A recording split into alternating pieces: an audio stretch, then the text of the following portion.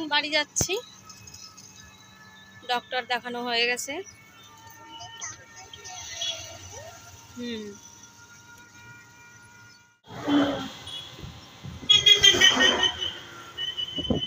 তো আমি একটু বেরিয়েছিলাম, বাবুকে একটু ডাক্তার দেখিয়ে নিয়ে আসলাম। ওর প্রচন্ড জ্বর কালকে থেকে, বাড়ির কিছু ওষুধ ছিল সেটা খাওয়াচ্ছি, কিছুতেই কাজ হচ্ছে না।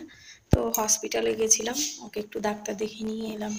তো নিয়ে আসার পরে বলছি সারাদিন কিছু খাইনি, তো বলছে যে ম্যাগি খাবে, তো ম্যাগি করছে। এই যে বসে রয়েছে বাবু। ভাল লাগছে এখন? ভাল লাগছে না? কি খাচ্ছ তুমি? চকলেট খাচ্ছে বসে বসে। ডাক্তার দেখিয়ে নিয়ে এলাম।